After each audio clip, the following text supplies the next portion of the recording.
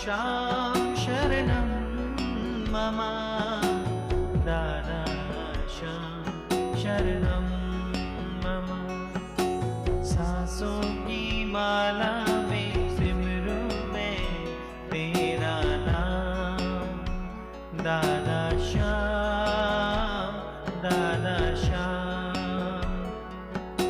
सांसों की माला में सिमरू में तेरा नाम, दादा श्याम, दादा Shyam.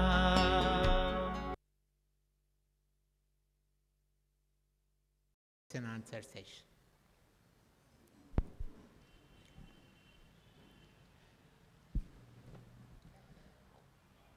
Dada, the first question: how does one evaluate or quantify one's evolution as a human being? You cannot do it on your own. There is no yardstick by which you can measure your evolution, especially spiritual evolution. Material evolution you can evaluate by the amount of money that you earn, by the honors that you have received, by the titles that may have been conferred on you. But spiritual evolution or philosophical or mental evolution, you will not be able to evaluate. Those around you will be able to find a change in your temperament. You will be more kind, you will be more tender, you will be more understanding. They will say, from where have you got this spirit, wonderful spirit of understanding?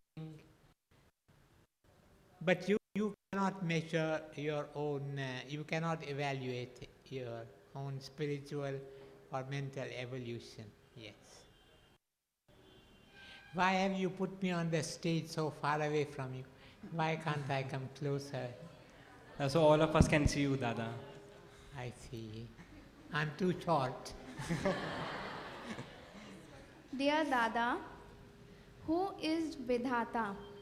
Who Who is vidhata? Vidhata. Why is it that they say that even God cannot interfere with vidhata's will? Is she bigger than God? And can she rewrite the destiny of a particular person? Can she? Rewrite the destiny of a particular person. Vidhata is your own destiny. It is the destiny that you have made for yourself. It is the destiny that you carry with yourself. That destiny they personify and call it vidhata. Now vidhata has been made by you. You have manufactured vidhata. Therefore, you cannot change it. Once you have made it, you have to stick to it. It is your own karma. It is something that you have sown in the field of life. Remember, every one of us carries with himself or with herself a field of life. As we pass on from birth to birth, this field accompanies us.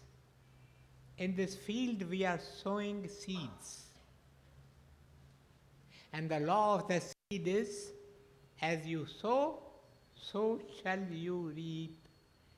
You can't sow thorns and reap mangoes. There was a man who sowed thorns. And from that day onwards, he started having yagnas and having prayers and asking his friends to pray for him, to pray with him. God, convert my thorns into mangoes. God couldn't do it. That is why they say God cannot interfere with vidhata. Whatever you have sown, that you have to reap. Vidhata is not greater than God.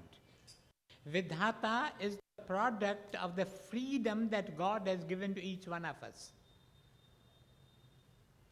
At every stage and every round of life, there are two ways open to me. The Rishi of the Upanishad calls those ways prayer and shreya. Prayer and shreya. Prayer is the pleasant. Prayer is that which gives me pleasure. It is a smooth, it is a slippery path. It does not cost any effort to move on that path. You just slide, you just glide. But it leads to your doom. You do not know it at the moment. But a day comes when this pleasure that you have enjoyed, the pleasure contains a seed of pain, that seed of pain sprouts. And the fruit that comes out of it naturally is bitter. You have to eat that bitter fruit. It is then that you repent. They say, why is this that I gave in to pleasure? I did not move on the path of duty. I did not move on the rough, rugged path, the path of Shreya. Shreya means good. Shreya is the path. It's a steep path. It is a narrow path. It is a path paved sometimes with flames, with thorns. But it leads to man's summum bonum. It leads to man's good, ultimate good. If you always move on the path of Shreya, then your vidhata is wonderful. The vidhata that you manufacture, the vidhata that you produce is wonderful. But the difficulty with most of us is, I think 99% of the people wish to move on the path of pleasure. खाता हूँ पीछे देखेगा, नहीं नहीं नहीं, खाता है तो याद रखना रात को पेट में दर्द होएगा और इधर हार्ट के नजदीक, और तुम रोने लगेगा, मेरे को हार्ट अटैक हुई है, डॉक्टर को बोला. No. You were given the chance. Nobody compelled you. Perhaps the host pressed you to take the dish, but you had the power to resist. You did not do so.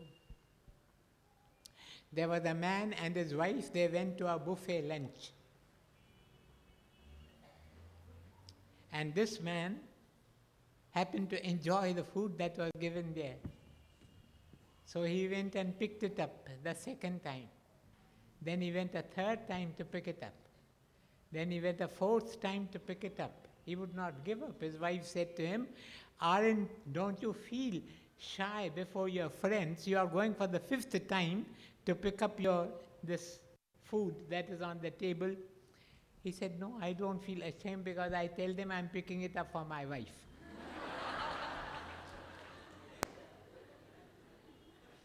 But he ate 5 times the food that he really needed. And that night he started crying. Vidhata could not be changed. Even if he had prayed to God, God, come to my help, I've taken this food 5 times, I should have taken only once. That is Vidhata. Shall we proceed to the next question? Yes.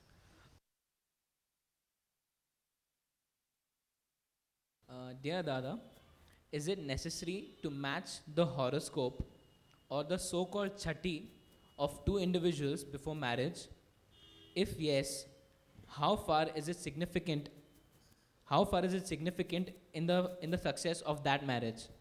In the Success of that marriage.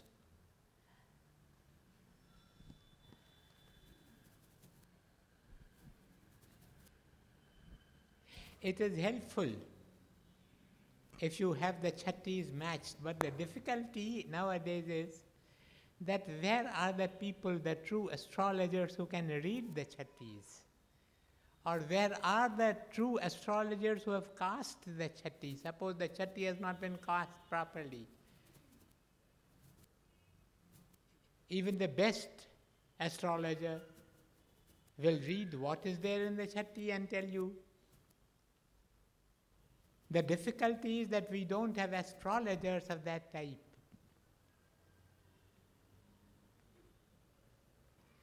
Otherwise, there is truth in astrology. Astrology is a science. And I believe the day is coming when astrology, not merely astronomy, will be taught in schools and colleges. We read that in the University of Bologna, Italy, in the 16th century, in that university they had a chair for astrology. And everyone who graduated from the university would go and consult the astrologer. What is the best line which I should choose? And the astrologer would tell him.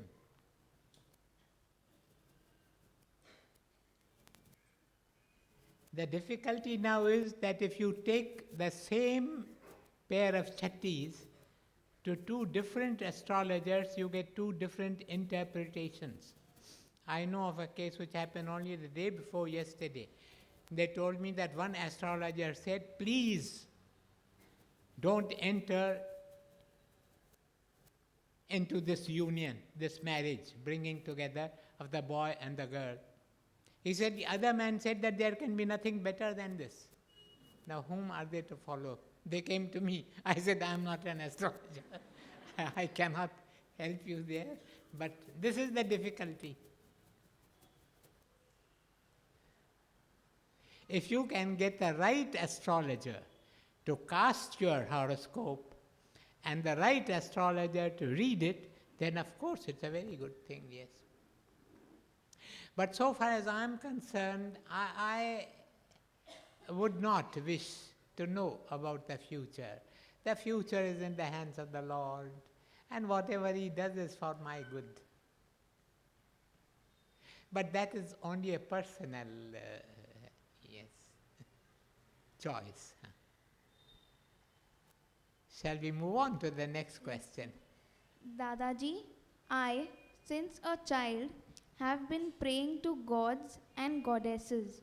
But once I have come into contact with a guru, I realized that I can only concentrate on one of them.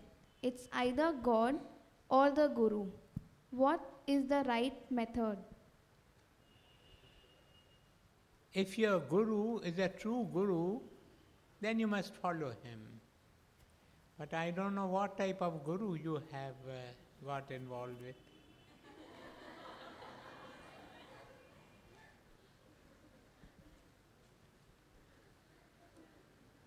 It depends upon the guru. If the guru is of the right type, then you must follow the guru. There is nothing greater than the guru.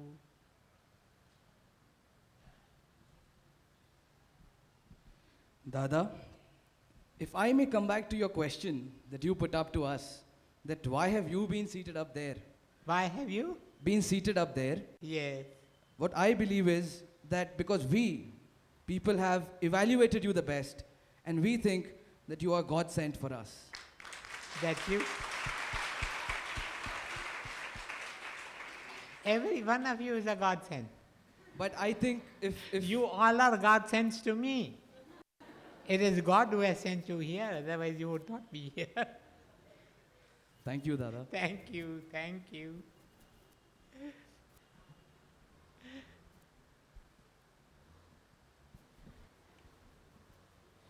Master, Before marriage, we are told that we will be well advised to get our blood matched. Because if there is a trace of thalassemia in the blood, then you should avoid that marriage. Yes. Because the children have to suffer a lot. The suffering of the children is terrible. You should get your blood matched before you enter into an alliance of marriage. Yes. Shall we proceed to the next question? Master, we agree that we have done bad karmas, but that is done in ignorance. We have been wicked children But then God is loving Father, God is loving Mother. Can't He shortcut our karmas? And what about the grace factor which you have been always telling us about? Yes, so keep on praying for His grace. Because there are, as our brother Om says, there are so many acts of omission or commission that we commit in our ignorance. We need the grace of God at every step in every round of life. My breathing itself is an evil act. When I breathe, I'm killing bacteria. So many bacteria get killed with every breath that I take.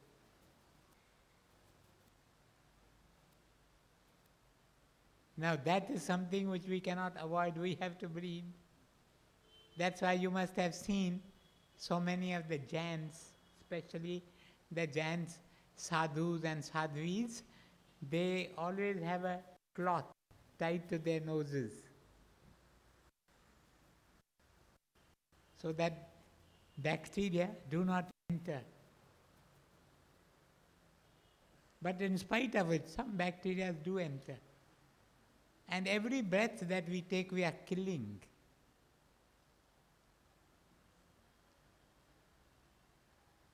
Dadaji, Therefore, at every step, as I said, in every round, we must ask, cry, pray, entreat, plead for God's grace.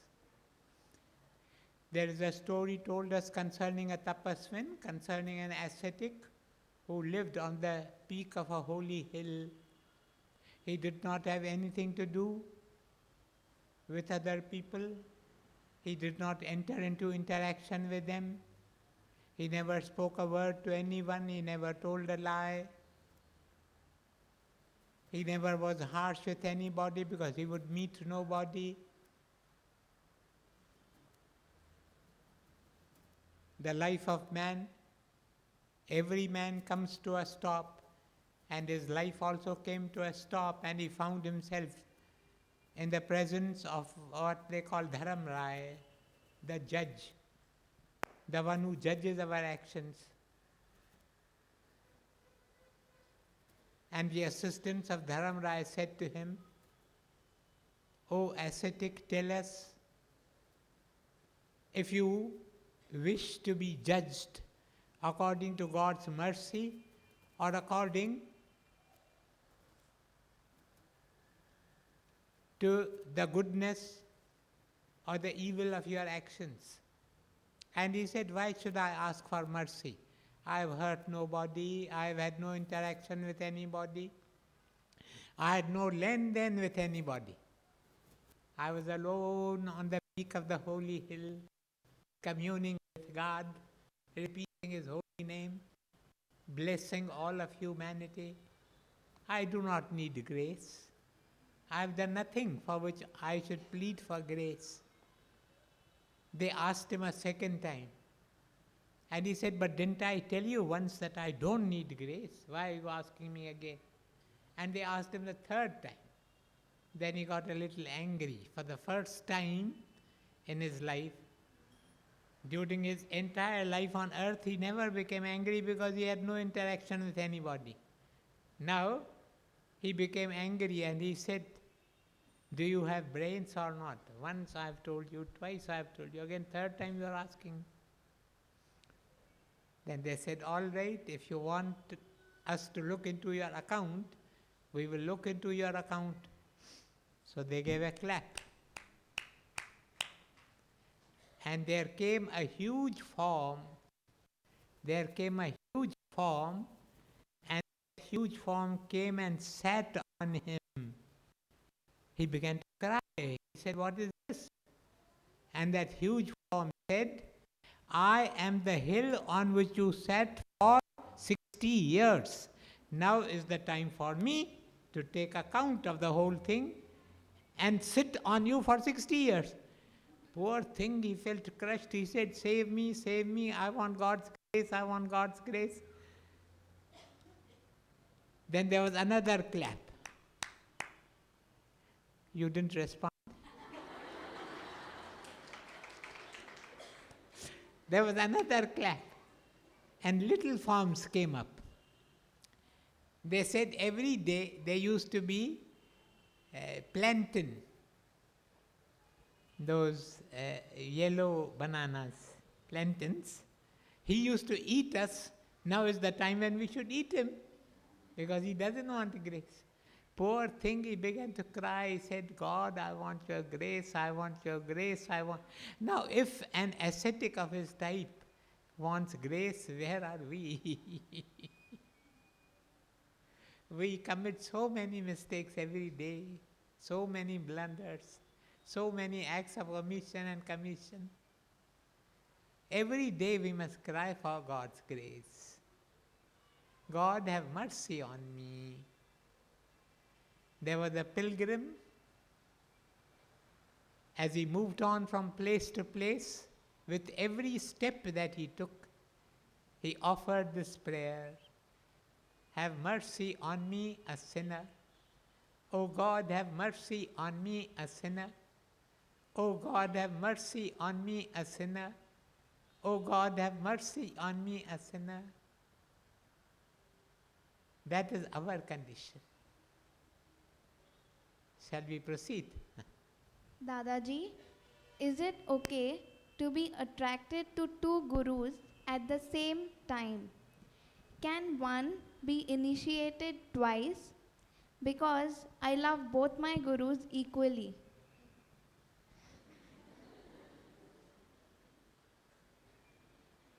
I think you will be well advised to consult your first guru.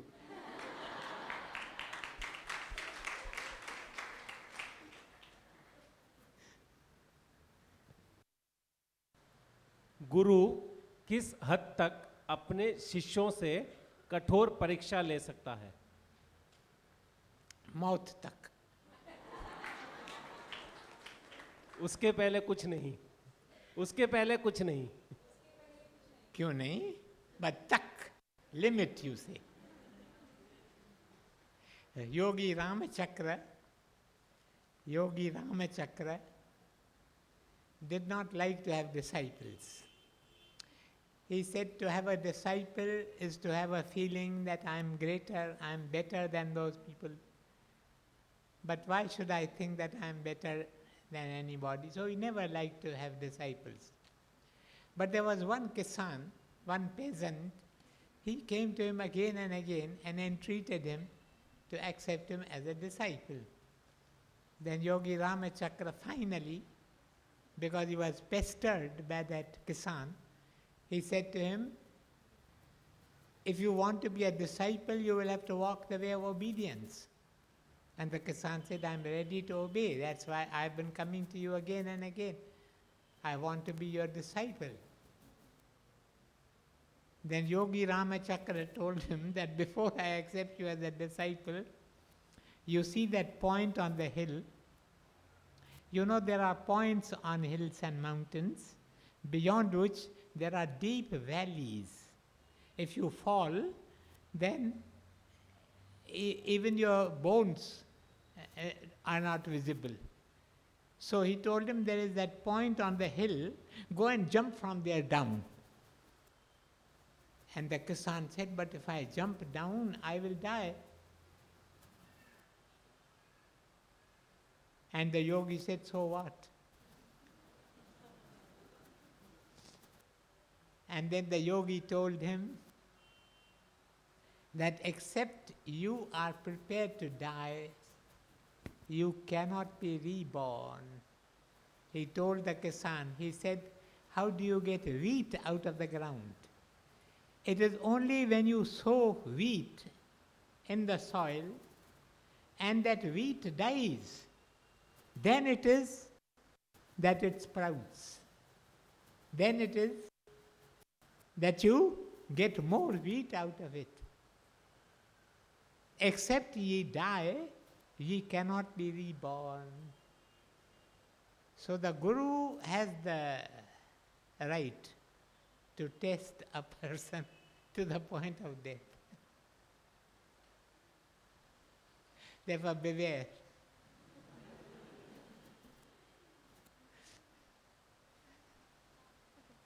Dear Dada, if the husband has committed breach of trust with his wife, then what should the wife do, either to continue the relation or cut it off? It depends. It depends. If the husband has committed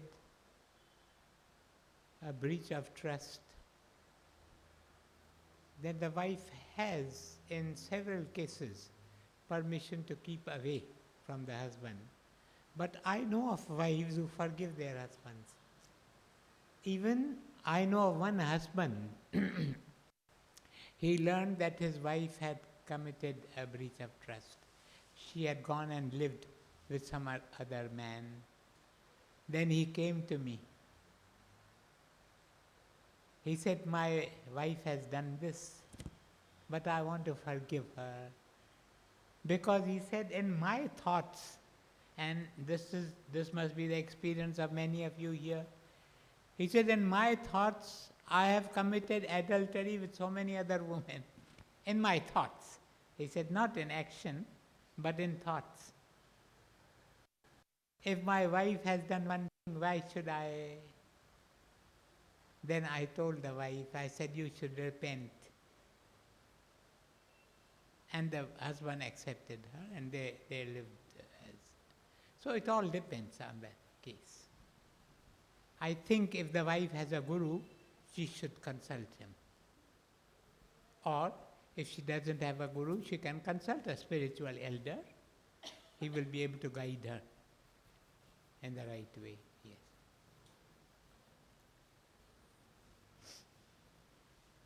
Dada, this question comes from a concerned parent. The parent says, how does the youth of today distinguish between standard of living and quality of life? Could you give examples? I would ask for example from that person. If he could give us an example.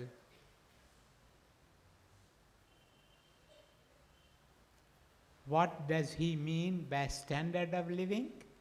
And what does he mean by quality of life?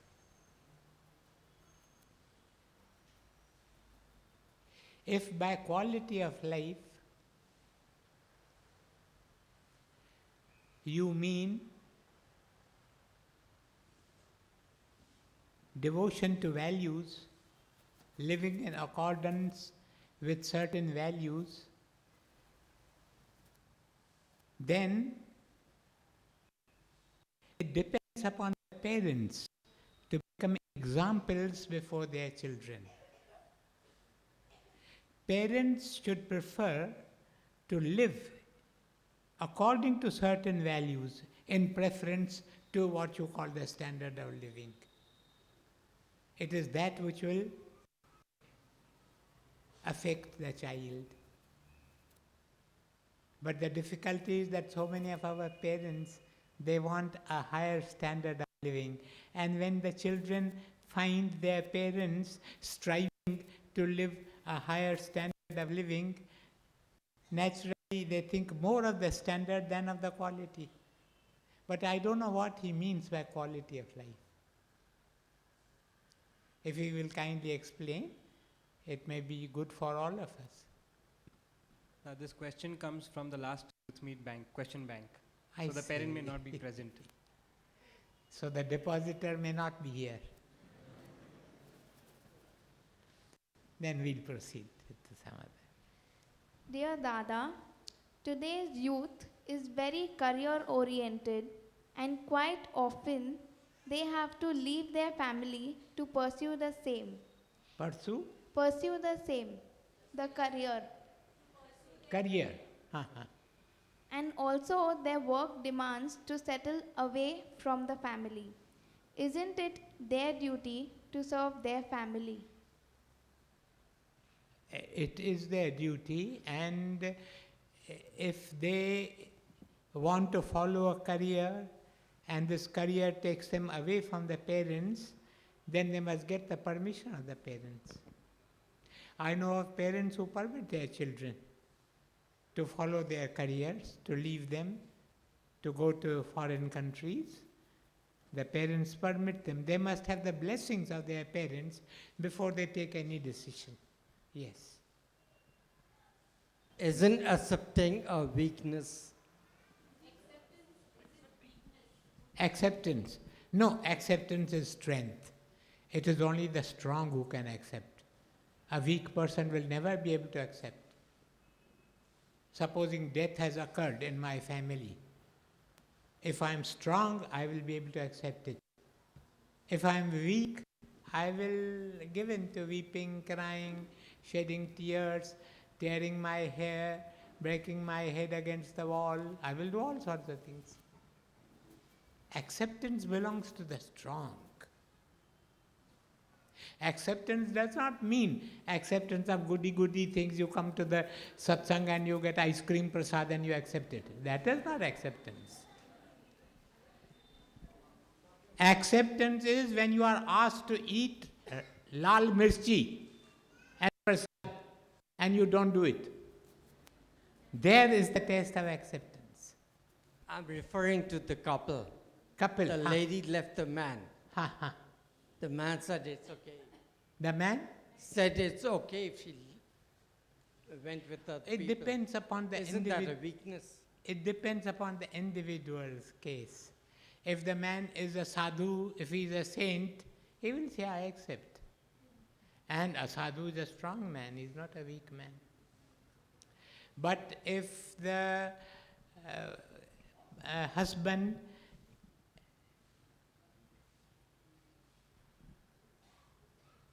is tired of his wife, and the wife says, I want to leave you, perhaps he will accept. There are so many husbands.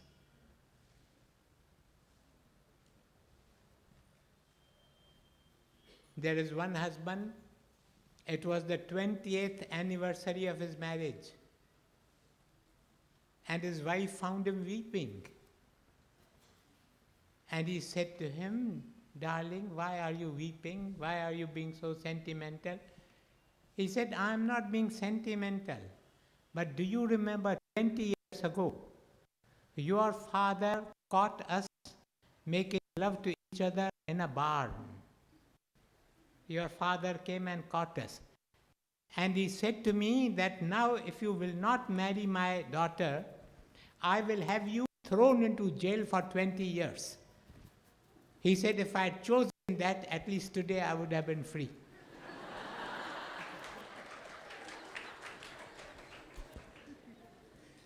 So it all depends upon the husband.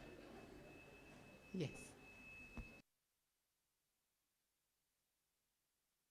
Dada, fear in God should be greater or faith in God should be greater? It all depends upon what you mean by fear Fear of God. and what you mean by faith. I see no conflict between fear and faith. I believe fear and faith are only the two sides of the same coin. Why? Because I regard fear of God as fear of doing something which displeases God. That is what I mean by fear of God. I do not mean that fear of God means that God will throw me into hell or he will burn me in fires and so on and so forth. All that is nonsense. For me, there is only one fear of God. I must not do something which may displease my God, and he may turn his face away from me. Now that fear is linked with faith. The two go together. So there is no conflict between the two. But remember, faith is always stronger than fear. Faith is always, always stronger than fear. Thank you, Dada. Because faith is positive, fear is negative.